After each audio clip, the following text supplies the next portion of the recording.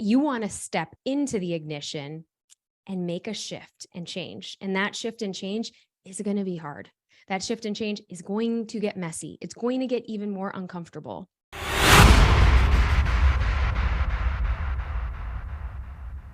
Welcome to another episode of the Matter Over Mind Experience.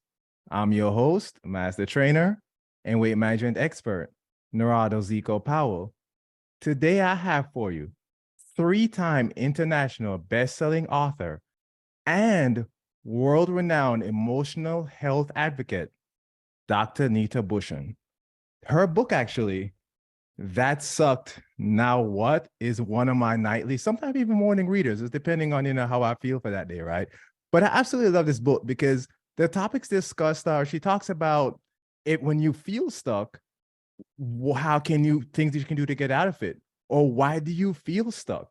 Or like perfectionism. And there was so much that's really covered in this book that if you have never read it, please go out there and check it out. It's a really, really good read. And of course, I have a Hackett episode for you, right? And she's going to describe 5-step process to help people cope with setbacks and challenges after sucky moments. So get ready for the episode. And Nita, welcome to the show. Oh my gosh, Zico, it's so good to see you and to meet you in person. And thanks for having me on the show. Thank you for being here. It's an honor to have you on the show. Like I said, I love the book. People should go check it out. But with that being said, tell my audience about yourself. Oh, wow. Well, gosh. Yeah. So I have been through a lot of sucky moments. And I feel like currently at this stage, I am on the other side of some of the moments that at one point took my breath away. And I think my moment of suck, as I talk about in the book, that magical moment of suck, there was a few, but I want to say that that magical moment of suck for me began in 2011. And this was December 31st. And I write about this in my introduction, where I thought that I had achieved every pinnacle of success. I thought that I made it. I thought that becoming, a cosmetic dentist, not even 30, and had rode the ladder and the pinnacle of success for my parents, for my family, had all of the trappings, including the first class travel, the big fancy home, the handbags, the cars that would do it. I even fell in love and I got married. And coming from a girl who is Filipino and Indian, I had immigrant parents. That's the dream. That's living the dream. And I found myself specifically on December 31st, 2011, just seemingly having it all perfect on the outside. But on the inside, I was just grappling with, a ton of pain, a ton of internal turmoil, a ton of self doubt, and even just fear. And I was so fearful, of basically like, what if the whole world knew and found out that the life that I was living, that I was actually a fraud? Because no one knew up until that particular point, New Year's Eve, that I was actually hiding a big secret that I hadn't shared to anyone. And that was, I was in a very toxic and emotionally and mentally, physically abusive relationship. And it was that day where I feared for my life. I needed to make a really big decision. I needed to have that courage to actually look into the mirror that day and say, wow, how did I get here? And so it was through that to actually accept my reality. And my reality was not looking good at that point, that I haphazardly packed up everything that I could in my home and left that home, left that lifestyle, left really the beginnings of my old life. And even in the years to come, it would be single-handedly the day that would fully shift my life forever, because that day was when I realized three little words, and those three little words were, I need help. And I think so often when we have a certain level of success, or we've had a certain level of, we've made it through something big, it's really hard to let other people in. And it's really hard to let other people in to actually help you. And that was the beginnings for me to actually heal a lot of things that I had not confronted, including a whole decade before this tumultuous, crazy divorce, which was me losing my mom, my dad, and my brother all before I was 19 years old. And so at 19, I was an orphan and I was taking care of my youngest brother, working three jobs. And so I went into my 20s with the biggest chip on my shoulder, thinking no one's going to feel bad for me. I got this. I'm strong. I'm tough, because that's what I was told growing up. And it took me in my full 20s and in several different, relationships. But most of the time, my romantic relationships would overlap because there were things that I was afraid of. And I was actually afraid of being alone and really facing my deep, dark demons, which was the loss of my family. And so entering now my 30s after this divorce and this huge time in my life, I was 29 when this happened. And that was the beginning of a massive healing journey and a massive reclamation of myself. And it's one of the reasons why we're here today. You just gave me a whole lot to unpack there. I mean, wow, that's a powerful story. I didn't that really is a powerful story. I mean, there's a difference between like reading a book and then like, having someone tell you the story and just watching your face or expressions as you go through this. I mean, wow, that's absolutely strong. And like we talked about, many people go through so much in their lives and we just feel like we're stuck, right? So then that in your particular situation, my first question is, what when you realize that, okay, I'm hiding a secret and I need to get out of it, what really triggered that thought to then take an action? Oh, yes.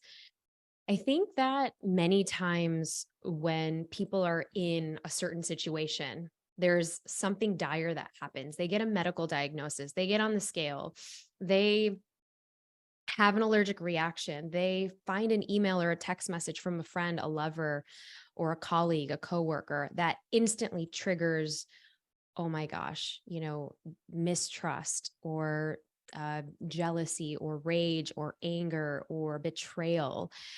They have to make a decision. Are they going to confront? Are they going to leave? Are they going to stay in the same situation? Are they going to get out? And I think for me, the pain had to get so bad. The situation that I was in had to get so bad that I had to question, is it safe for me to be here? And when I was able to actually answer, no, and even going one step deeper in that, I was really in that time of my life starting to surround myself with other friends that can remind me of my truth, that can remind me of how playful I once was and how much fun we used to have together, to get me out of the depths that I was in, the depths of sadness that I was in, to actually help me realize, okay, you got this, even without fully understanding or knowing my situation. And I think even more so, relationships have been the through line for me my whole life. I mean, it started when I was a teenager watching, my parents and my mom succumb to her breast cancer. And then a year later, my brother dying. So we had a really big support system growing up in terms of, friends, family, extended family. And that's that community piece. And I talk a lot about that in the book, but you're asking like that actual spark. And what I talk about in the book is that ignition, because when we have a fall, there's also that ignition. And for me, the ignition was, how much more worse is this going to get if I actually stay in my current situation? And even in those words, I feel like that's a metaphor for life. How much is it going to take for us to realize we have to make a change? And that change is going to be hard. That change might be painful. That change is going to be uncomfortable. It's going to cause discomfort. But are we willing to get into that rising stage, to stand up again, to actually share, all right, let's let's let's be uncomfortable, let's be messy, let's get chaotic, and let's be okay in the chaos. And that's rising out of the pain. It's like the phoenix rising from the ashes and emerging into something new. And, perhaps maybe it's stronger, but maybe it's even softer, because I share that in my early 20s and even in my teenage years, I was told, you're strong, Neetha, you're resilient, you're tough. But I was never allowed to really express the depth and the sadness and the awful pain that I was literally going through. So I suppressed it. I thought, actually, you're right. Maybe I don't need to process and unpack all these emotions. And then so later it would come out as burnout, because I was running from my emotions so much that I would literally burn out in the relationship that I was in the career that I was working with as a cosmetic dentist, achieving, because that was my coping mechanism. My coping mechanism was to overperform, overdo, overcompensate, because I felt like, okay, if I wasn't on the chase, then what would that make me? Would it make me less worthy of love? Would it make me less worthy of belonging? Because on the other side of that is not fitting in, is abandonment, is rejection. And these were, again, the wounds coming up again from my youth. And I had to get so uncomfortable with being alone, being and sitting in the suck, where there was that reframe to actually then say, well, now what? Now what? Now what? Because you've allowed yourself to feel these very uncomfortable feelings that we're actually taught as society to numb, bury, distract, pick up our phone, get that dopamine in other places, instead of actually being in that discomfort and seeing how we respond and seeing how it washes over us. You're so right about so many things. Like, and I grew up in a Jamaican culture, especially for men. Like, we're not taught to have feelings, right? At all. Now, as you can tell behind me, I have my guitar. So, I'm a musician, I guess, quote unquote. I'm not like a professional or anything, but I am definitely a very emotional guy. Let me tell you that. So I had to shed that nonsense from growing up, because I was the oldest and I had a lot of things put on my shoulder, and everybody thought that, oh, he can bear it, he can deal with it, and that's what you went through. Is like everybody thought, yo, you're the strong one, because we make, especially in minority society, and this happens in a lot of other societies as well, but speaking from the minority piece, is we have bad tendencies to rely on the person that we think is going to be the strongest. They're not always the oldest, but we like, this person got it, this person is smart, this person is this, and we put a lot of pressure on them, which carries into adulthood. So we don't feel like, oh, we're allowed to have emotions, we don't feel like we're allowed to have bad days, we don't feel like we're allowed to have suck, because we're just supposed to push past it somehow. Now, a lot of times this can go into really bad situations, like people commit suicide and try overdose on drugs, and or get addicted to different substances because of where they're pushed, right? And they feel like they don't have that support system. I interviewed someone, I remember who it was, and we are talking about suicide.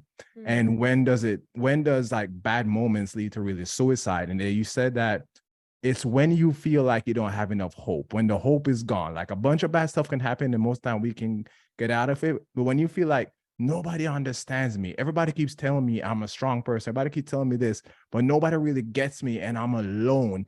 Mhm. That's when it can move from I'm having bad days to I just want to end this all, right? Yeah. So that's really strong. And my follow-up question to that is, and when you're going through this whole thing, because I know it wasn't, oh, I have a thought and I'm just gonna move out and yay, my family, my friends are there and everything is good, right? So Mhm. like, what was going on inside of you, like mentally, as you were going through the suck, like what was really eating away at you? Yeah, I think especially in those dark days, when you feel, and just to your point to bring up, did I have suicidal thoughts ever? No, but I had a lot of dark thoughts. And, I think those dark thoughts, it's so easy for us to, watch a meme or watch a motivational video to try to get out of the darkness because we're so afraid to sit there. But I think on the other hand, if we're constantly ruminating and ruminating on how bad things are and just really stuck in our spiral and stuck in our loop, that can take us to that full edge of, the no return, the wanting to end everything. And I think for me in those deep, dark days, I remembered, just even a mantra that my dad, he was very spiritual and he was from India. And I remember that even in my dark days, in my dad's dark days of losing his wife, every Sunday, he would actually meditate for sometimes an hour, sometimes 2 hours, sometimes 3 hours. And he'd be chanting because in the Hindu tradition, even though he was spiritual, he was raised Hindu and Sikh.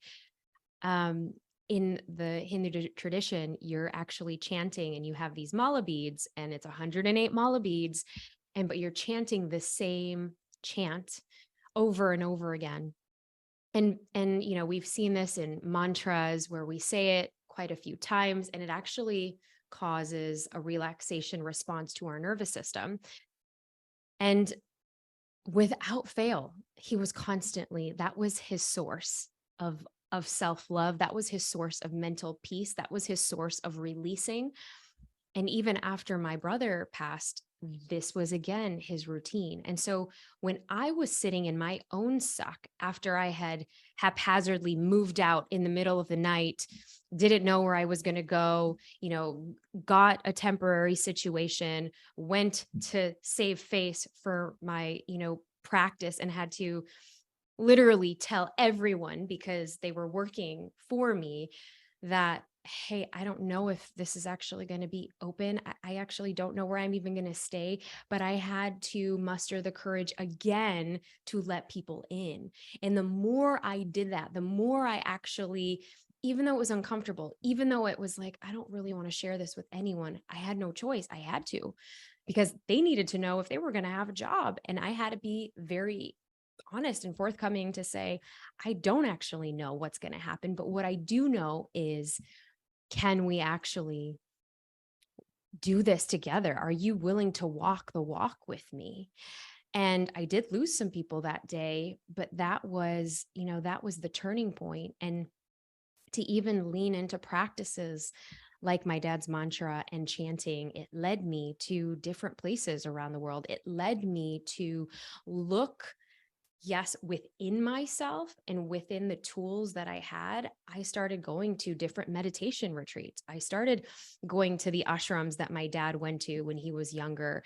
I visited, where my dad's birthplace was, my mom's birthplace, the places where it kept them whole and sane and loved. And just for me to even have that reverence in that spiritual aspect was what helped ground me. So oftentimes, it's so easy for us to get so busy. It's so easy for us to do things for other people, but it's hard to do it for ourselves. And I was so used to pouring into other people, helping other people become better, helping other people, um, so that I didn't have to think about my own darkness. And I think that's what really that suck now, what allows you to do is to, yes, have the tools to sit in the suck, but not get stuck in the suck. That's why the book is called That Sucked, not This Sucks, meaning that we're still sitting in the suck, but we can actually say, all right, now what? Now what am I going to do? Now what am I going to take action on? Now what am I going to invite people in? Now what am I going to do? Sign up to work with somebody. And it was in those dark moments that I said, I need help. And help started coming in terms of angels and coaches and therapists and other healers and leaders and opportunities to go, sit in different kinds of retreats and experiences. And that was, all part of the healing journey. And so the first part of this episode, right? I know I'm diving into a lot, and some of these questions I'm asking wasn't like my original plan, but Yeah. with your story being as powerful as it is, I want to bring to my audience the suck. Understand that there's a lot that can really happen, and I'm sure people who are watching or listening have gone through a lot in their lives as well, and just don't know how to come out of it, right? So continue with talking about that. I have something that I just kind of came to my mind because a lot of times when we're in a sucky situation and we haven't gotten to the what next, right? Mm-hmm. But we're still in the sucky situation, or we want to get to that what next, but then we feel like we should come back. Like, like there's that fear factor behind leaving that situation, right? So Mm-hmm. when you started making your transition out of that sucky situation, did you ever have any afterthought of, did I do something wrong? Maybe I should go back into what I was. And if you did, how did you address those? Yeah, no, there wasn't ever a decision of me going back. And I think so often, and this is even in my book, part 3 of Flying Forward, there are two sets of people. There are people who, when they have a fall, they tend to go back. And when they have a fall, they tend to not do anything. They sit in that same situation. So they can have that health diagnosis, they won't do anything. They can have the diet that didn't go well, they're not going to change anything. They're going to just say, "Oh, it didn't work." They can have the friend that betrayed them, but still trust the friend again. They can have the boyfriend that cheated over and over again and, still stays in the same relationship. Again, that person has to go through their own, what I like to call independent awakening, their own awakening to actually say, is there a different version of me out there? Because at the root of it, as humans, we can be complacent. We can feel safe and comfortable. And all we want to do is feel safe and secure. And it's safe and secure to be and know even the dark demons around you. That's why a lot of times, I used to have an organization that was meant to help people in domestic violence situations, because many times they don't have the confidence to leave, or they don't think their situation will get better. And so they decide to stay. I was one of those until I realized that my fall ignited something else in me. There was a fire in me that said, what is the next step? And what is that next step that's going to look so different than I'm actually used to, but I am willing to take that risk to see what else is out there. And maybe it's a book that they read, because again, when the student is ready, like that proverb says, the Buddhist proverb, the teacher appears. And, if you are in a fall, and if for those of you who've been through something and you're listening to this and you've stumbled across this episode, maybe that time is now. That time is now, where you are now ready to make that shift, where you are now ready. You feel the ignition. You feel that there is something that's lit under you, that you don't want to go back to that place, that you want to step into the ignition and make a shift and change. And that shift and change is going to be hard. That shift and change is going to get messy. It's going to get even more uncomfortable. But that there is, anytime that we have a breakdown, anytime we have a really big fight or, something terrible happens, right? That's what I talk about in the book, of that magical moment that sucked. If we think of all of the times things didn't go our way, but then actually it may have led to that next person. It may have led to the person that you're with now, and look at where you are, or where your health journey has led you to listen to this podcast, or maybe the fact that the last job that you got fired at led you to doing what you do now. These are all these magical moments that sucked. It had to take an ignition to get to a rising stage.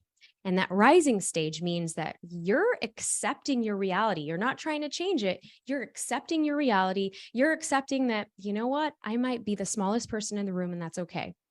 I might be the person that knows nothing. I might be the person that is coming out of this relationship not having any community or any friends or knowing anyone. And that's okay. I'm going to start new. And accepting that reality allows you to have a different reverence for your situation, a love for yourself, a love and acceptance for where you are and then where you're going. So that is really good. I really love that. And anybody that's watching or listening, go back and listen to that section if you feel like you're stuck. The thing that really stood out to me was accepting the situation, because I think that's where a lot of us don't really realize that we have to accept the situation before we can get out of the situation, right? That personally, like, stuck that to me, that's what really stuck out. So then my follow-up question is, because you mentioned in the book, you talk about the bounce back factor, right? So connect, when we do accept the situation, connect that to the bounce back factor, because now we're getting into like getting out of the suck. Yeah. So there are 4 components to really help you bounce back from anything in life. And and the reason why there's 4 is because, well, it's that foundation. It's that foundation that anchors us, that grounds us. And many times it actually helps build what I like to call your audacious resilience.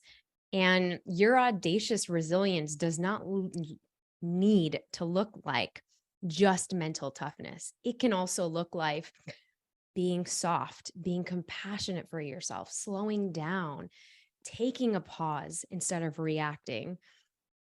And what I mean by that is the first pillar is that we cannot really change our past, right? We can't change our upbringing.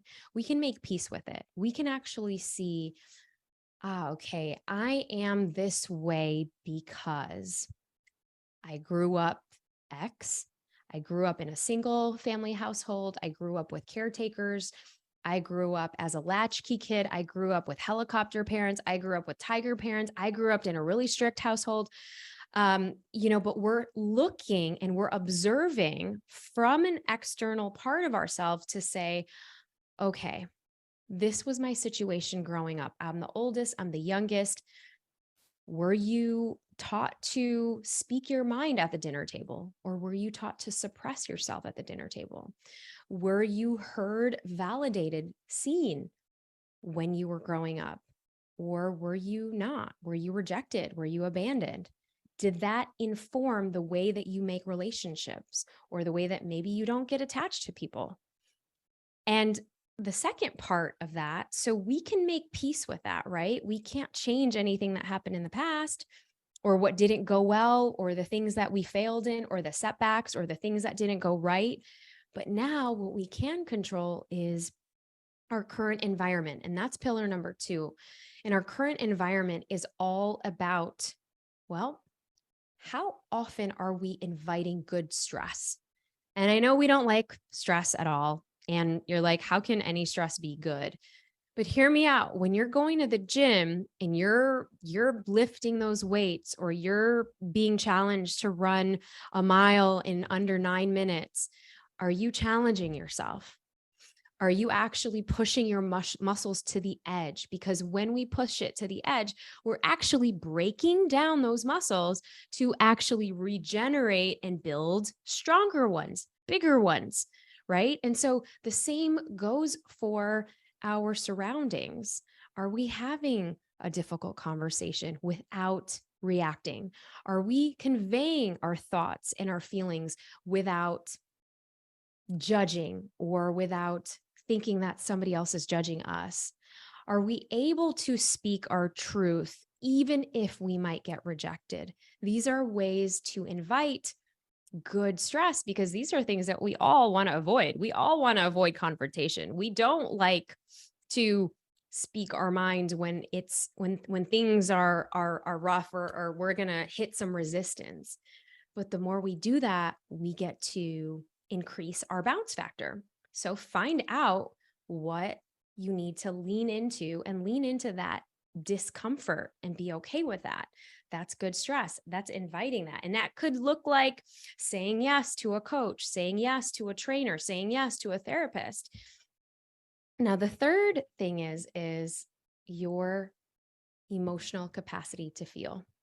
And this goes back into, well, are you okay with your anger? Or were you told to suppress your anger? Are you okay with showing emotion, crying, or were you told to suppress that?